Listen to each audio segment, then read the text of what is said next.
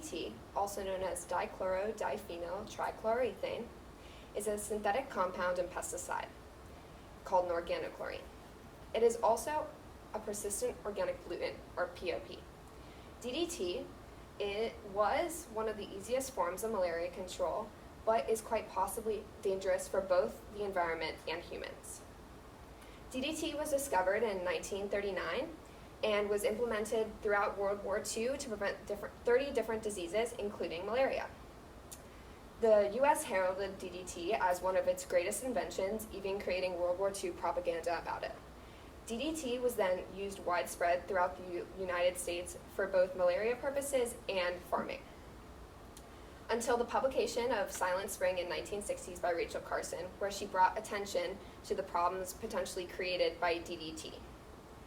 The United States then banned DDT in 1972, but other countries throughout the world continued to use it, until in 2001, when the Stockholm Convention of the United Nations decided to ban DDT along with 12 other pesticides, except for specific uses for malaria control. Today, 18 countries in both South America, Asia, and Africa use DDT. DDT can only be implemented through indoor residual spraying, or IRS. Indoor residual spraying is done by professionals and includes spraying the eaves, inside corners, and walls of homes. When this is used correctly, it can reduce cases by 90%. India used DDT in this form to cut their cases of malaria, and South Africa recently reintroduced this method to attempt to control malaria as well. Today, 10 countries in sub-Saharan Africa use DDT in their indoor residual spraying. But DDT, as much as it's effective, may not be worth the potential dangers that it poses. One of these that was highlighted in Silent Spring by Rachel Carson is the environmental concerns of DDT. DDT is a lipophilic chemical, and that means that it's going to get stored in the fattiest parts of animals, which means the blubber or the endocrine glands of birds. And then DDT will become subject to biomagnification. As you can see in the pyramid, the animals most at risk for biomagnification are those at the top of the food chain, such as birds of prey. DDT also causes random nerve impulses, which can cause seizures in affected animals. One of the most famous instances would be the effects on birds of prey. So, for example, in Connecticut and Maryland, ospreys saw a severe decline in their population because DDT it thins the eggshells of birds, so when it's laid or cared for, they can be crushed, and so then they produce less offspring every year until their populations were almost, they got put on the endangered list. So the peregrine falcon as well got put on the endangered list due to this. And these birds' populations were affected 20 years after the use of DDT was stopped as well. Another example of problems DDT can cause on the environment and animals is a direct result of indoor residual spraying, which caused the death of house cats all over the world in homes that were sprayed. And when house cats died, there's an increase in rat populations, which led to an increase in disease in those homes as well. And finally, another example, and this one close to home, would be in 1980, there was a DDT spill in Lake Apopka, and the alligator population declined because a metabolite of DDT, DDE, affects androgen production, which then affects reproduction. Now, DDT didn't just have an effect in the past, DDT still has an effect today. And in Canada, 50 years after the last spraying, there is a lake that still has 450 times the limit of DDT that's legal. This is causing both animals to die as well as toxic algal blooms. Now, on top of environmental concerns, there are potential and human concerns with DDT as well. And although nothing can be proven with DDT yet, because nothing can be proven in science and there's always flaws in studies, DDT has been shown in certain studies to cause pregnancy loss, fertility problems, both pancreatic and breast cancer, diabetes, and more. DDT also has an epigenetic effect, meaning that exposure to DDT can pass the disease risk to both that woman's child or grandchild.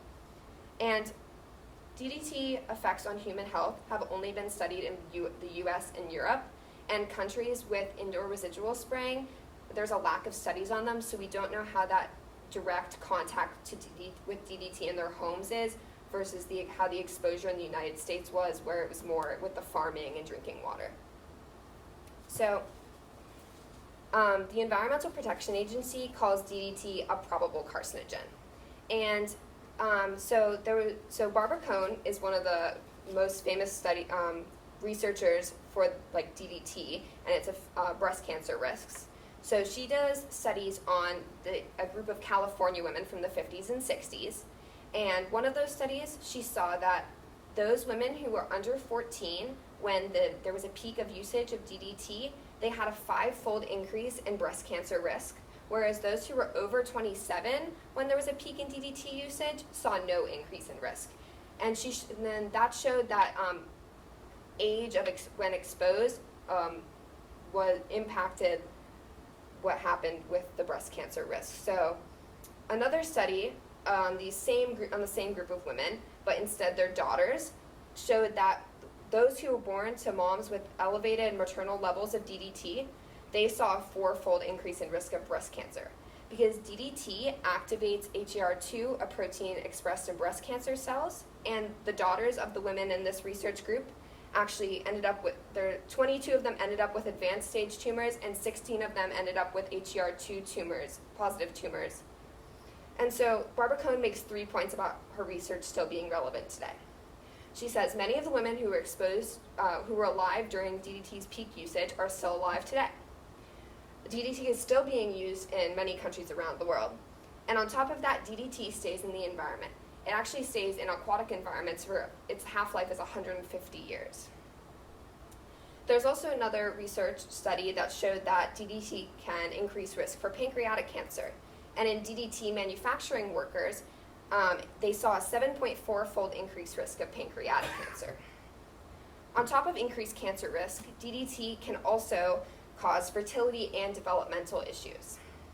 For example, the same group of California women were studied, and DDT exposure led to a longer time in pregnancy in the daughters versus DDE exposure showed a shorter time to pregnancy in the daughters. And because of this reverse effect, there wasn't any widespread reporting of like fertility issues after the high usage of DDT. So as you can see, the DDE is the white and the DDT is the darker color, and they kind of balance each other out. And then on top of fertility issues, we see that DDT can also impact developmental issues when exposed either in uterine or in early childhood. So over 200 children born where DDT was used in Mexico, those with higher DDE levels saw a decrease in psychomotor development, but only if the exposure was in the first trimester. Again, we see how like timing of exposure can impact what happens. And this exposure impacted the development for the full first year of life. Another study on 4-year-olds in Spain saw that both in uterine and early childhood exposure negatively impacted development as well. On top of developmental and fertility issues, DDT has also been shown to cause type 2 diabetes. In a study in Saudi Arabia, those with higher levels of DDE saw increased levels of type 2 diabetes. And as I said before, all studies concerning DDT have their flaws, as with anything, and a lot of people like to say, none of the concerns about DDT have been proven, we should keep using it, it saves more lives than it harms. But it's not just about like what is being shown today with its effects. All the studies have been done on the United States and Europe. Nothing has been done on the populations where DDT is being used today, and it could help now, but who knows whether future generations could be at higher risk for cancer and other things that we don't know about right now. So, why is DDT still used today? Because it was effective, it's easy, it's cheap, but just like most other chemicals, the mosquitoes are developing resistance to DDT. So there are alternative chemicals such as carbamate, but trying different methods rather than spraying pesticides is necessary. Insecticide-treated bed nets, or ITNs, are more applicable, actually. They are more effective when there's a longer malaria season. There are no walls to spray, such as, like they're more makeshift buildings rather than like cement or anything, or mosquitoes tend to land outdoors. But what I have seen through my research is that DDT isn't effective over the long run. More effective methods include a combination of things. So you can't just pick one thing and use it and expect for malaria to be gone. You've got to combine things. You have to give the community resources to allow themselves to help prevent it and not rely on other things. So, for example, there's a study done in Zanzibar where they use artemisinin-based therapy, which is a malaria drug, and long-lasting insecticide nets, which only need to be replaced every 10 years.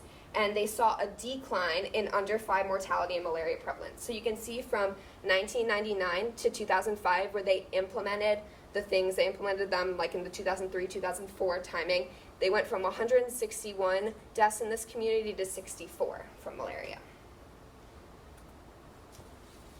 On top of this, this is what we call integrated malaria management. So when you combine different methods, including what we'll talk about later is environmental management, the community can maintain it themselves with a little help from outside sources. For example, this region of Kenya, 97% of the people in this community went to a health center for diagnosis and treatment. 81% bought anti-malaria meds, and 90% owned and used an insecticide net. But on top of relying on others for resources, the community also used their own environmental management, repellents, and screens on their doors and windows. This shows that both an increase in availability of resources and a high knowledge in the community can lead to lower rates, as shown in the decline from 2000 to 2007. Now, one of these methods that can be maintained by a community themselves is environmental management. Environmental management means the clearing of slow-moving or stagnant bodies of water where mosquitoes can breed. Environmental management in Nepal reduced cases by 35%. And in this survey of Tanzania, they wanted to assess the knowledge of the community on malaria and mosquitoes so that they could understand why they were implementing these kind of techniques. And although 97% knew mosquitoes were the transmitters, only 87% knew that more rain or bodies of water increased malaria transmission. And so the researchers determined that an educational program would be beneficial to this community so that they could maintain their own malaria control. And they also came to the conclusion that this would help many other communities as well. Now, the final method for controlling malaria, and the newest one, would be vaccines. So the only vaccine that's been approved is the RTSS vaccine, which is only 40% effective over 4 years. And in those 5 to 17 months, it prevented 4 in 10 cases and 3 in 10 severe cases, but it also decreased hospital admissions and blood transfusions. You can combine vaccines with other methods, such as nets or environmental management, to protect both the vulnerable populations and everyone else, because under 5 populations are really what gets most affected by malaria. Another vaccine, which was shown to be 100% effective in lab studies, goes into clinical trials in Equatorial Guinea soon. So although vaccines quite possibly could be the future of safe malaria prevention, they need to be combined with other things right now, and then in the future continue to be combined with other things to continue to be effective. So, in conclusion, DDT was once the best option, but it's not anymore because we have growing technology. In the past, we threw chemicals at it, we said, there you go, solve the problem. But now, there are increasing health risks have been proven, as well as environmental risks that we already know about. And of course, change from this kind of thing can't come quick, because some countries rely on aid and support in their malaria prevention. But DDT can be phased out and replaced with multiple methods, whether it be nets, environmental management, and then eventually when they become available, vaccines. And so in this scenario, the right choice is not always the easiest one, especially when people's lives are involved. Okay, we're going to open it to questions for you, Alexa. I'd like to begin by asking you, who produces DDT today? So right now it is the United States, Korea, and India, I believe. So although we ban it in our own country, we make it. Yeah, so we banned it in our own country, but as with, I feel like the United States does it a lot, like we kind of don't care what happens outside of our country, so we still make money off of making it and deem it to be okay and used on developing populations. Sort of like cigarettes, that type of thing. Sort of. Right. Pesticide treadmill. Do you know what company it is? What company it is? No. I do. don't. Dow? Okay. No, I believe it's Bayer. Yeah. I believe it's Bayer. Or it was, unless they sold off that division. So you're gonna mix the paint? Yes. No, Bayer, B-A-Y-E-R. Oh, Yes. that's Oh, like, Yes. yeah.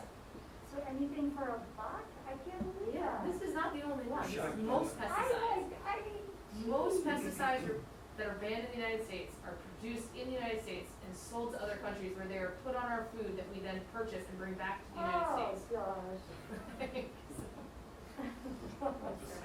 I, This is not a good Monday morning. I don't know if you, are you, is that, Question is, okay. how does this, sorry, No, go ahead, go right ahead. how does it work? You told us about like, yeah, like how does it work on our body? On our bodies or on Yeah. the insects? Well, okay, insects. Okay, well, so the insects land on it if they, indoor residual spray on the surfaces, and the insects will land on it. And like I said, with the animals, it causes like nerve impulses. So it does that in the insects as well. And then I think that combined with other things that I didn't research can You kills go to them. the structure. You want to go to the structure? Oh yeah, sure. While you're going back to that, I just wanna, language is important in science. Right. I love that you pointed out that we don't prove things in science. Right. We tend to disprove things. But those are not, so that's an important concept. We also, studies don't have flaws, they have limits. Right. And that's different because those limits are usually designed into the experiment. A flaw would suggest you made a mistake. Mm-hmm. And that's not quite the situation. Right. So I'm just like, housekeeping wise, that matters a little bit. So, what's the one thing that you see on the structure a lot? Chlorine. Okay, so now you said nerves firing in the insects. Mm-hmm. So, how does dichlorine affect, say, your nervous system? I mean, What is the signal transfer? What element is that? What are those channels? isn't it potassium and Okay, potassium channels, sodium channels. sodium? Yeah. Okay, those are positive ions. Mm-hmm. Chlorine's negative, so. So it's going to take those Yeah. ions away from it and cause unnatural flaring of those neutrons. Go to the next one. We can dig, before you go there. Yeah. Dr. LP is bringing up a great thing, right? Because in order for it to be a neurological agent, it's disrupting the action potential. Right. And you learn that there is a difference in Mhm. charge across the membrane. And so by adding all of those chlorides, you're changing that differential across the membrane, which is the reason why you're gonna have these neurological effects. Okay, there is the next one, the eggs. Yeah. So what is happening to those eggs there? They're thinned. Why are they thin? Okay. What are eggshells made up of? Don't know. Chalk, calcium, carbonate, right? So why would the eggshells be thin if there is no Oh, calcium? because chlorine's negative and calcium's positive. Okay, one last question. You said the compound was lipophilic. Why would it be lipophilic? Because water's got a slight. Water has a slight it's polar, right? So the chlorine's negative, so it's not gonna like the positive end of water, so it's gonna prefer like fat. Because of the big funnel group, the hydrocarbon group, Mm-hmm. it's non-polar. The chlorine, sure, it's slightly polar, but overall it's non-polar, so it will go to fatty acids. Mhm. That's it. How do we control mosquitoes locally here in Vero Beach? Is that yellow plane I see flying around related to it? It can't be DDT, but there's stuff that's like DDT is part of like that persistent organic pollutant family, but there's a lot of other pesticides that like stand outside of those 12 different banned chemicals that they can continue to use. Like the one I mentioned, like carbamate, it's not banned, but it's a lot more expensive, so they wouldn't want to use that in developing countries when other countries have to pay for it, but I'm sure they would be fine using it here. But something probably pretty similar. So we probably use something more expensive, but less demonstrably dangerous. Right. Well, Well. Or maybe not. what about, I mean, one of the things that we use here, actually, even more than the yellow plane, is we use mosquito compounding, right? Where we create these artificial compounds, we flood them with water, then we pull the water down to create muddy banks, which is super attractive to mosquitoes. Right. They land, they lay their eggs, and then we pull the floodgates, and we literally drown all the larvae. Really? Yeah, that's what all those, yeah, that's how this island is livable. I Like, mean- that's what all those, that's the whole point of all of those locks that we have along the thing. So why aren't we using that in developing countries? I mean, one thing would be like organizing it. So like in places where it's a lot less like accessible, you can kind of teach them strategies like like to control, because like especially like places where they like grow rice paddies, that's a big thing. Like if it's not in season, they're like told like maybe you need to like drain these, or maybe you need, but like typically they don't, because it's more work, and like they may not know that that's what causes more mosquito breeding. And what was the region that you mentioned that has a lot of malaria? What part of Africa is using a lot of DDT? Well, okay, here's the map. So it's gonna be like the more southern part, like of Africa, like all sub-Saharan. There's nothing really in North Africa, but So what key resource is necessary for mosquito compounding that's missing in sub-Saharan Africa? flooding. Yeah. It comes when it comes. Yeah. There's not like a lot of, so that physical thing is a problem. Right. Can you tell us what unintended consequences are in environmental science? I mean, that's gonna be things that you can't think of ahead of time, right? So unintended, I mean, the DDT had unintended consequences in the United States, but like, you know, once we knew about the birds cause other things, because, you know, once you impact one part of the food chain, you impact the rest. And so how does the precautionary principle of environmental science, how does that relate to the unintended consequence theory of environmental science and sort of what's happening here? So how does the, Like, so how does the precautionary Mhm. principle apply to unintended consequences in this situation? so, I mean, the more precautions you make, the less potential unintended consequences, right? So, I mean, if you stop using DDT, you don't have to think about what it could potentially be causing and try and prevent those. Rather, you just cut out the problem from the roots.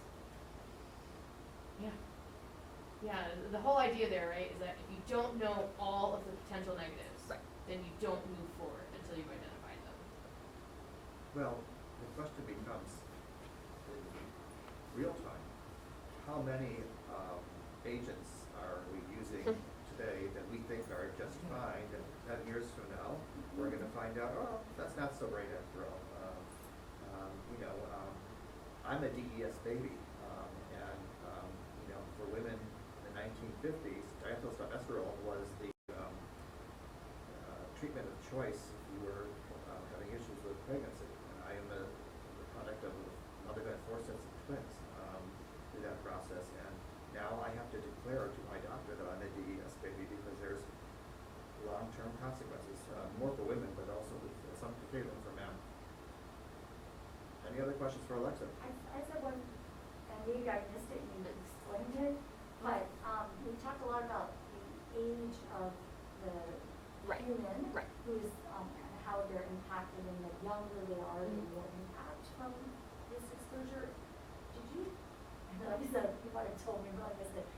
Why are the younger children more adversely affected by DDT? I know at least for like in uterine, since it's the first trimester, they're not going to be like fully formed, and the mom's going to know like the maternal serum means that like the maternal levels mean that like, because they found DDT like residues in like breast milk, and like they find it in the placenta and stuff, so the mom is like giving it to the baby throughout that development, right? And I think that's part of why, like how the earlier it is. Sort of dig a little deeper there for her though. So DDT is serving as what? How is it acting that it's influencing and having adverse impacts on development? So DDT can cause epigenetic effects, which means like, so you have like your DNA and it's wrapped up in like, I forget the name for it. Whatever. But super- it's it doesn't it's matter. wrapped up in stuff. But like what chemicals can do is they come in and they can like, you can shut off or turn on different like genes. So like epigenetic effect, they talk about it like with, okay, so like if you have like a really skinny mom, then when the baby's born, it's going to be really big because it's going to think it's being born into a society where it needs more fat to survive, whereas the mom might just have been thin. So like what's happening in the mom can affect, so then when the mom's pregnant, so the baby inside, if it's a girl, already has its ovaries forming, so that's how the grandchild can get affected as well, because then the mom can change both the DNA of the child as well as change the DNA that's already in the ovaries of that child that she's pregnant with. And they kind of just found out like the epigenetic stuff, like that's new because they thought that wasn't really possible. Like they thought it was just nature versus nurture kind of stuff, but like it's actually in the DNA. Thank you. Thank you very much, Alexa.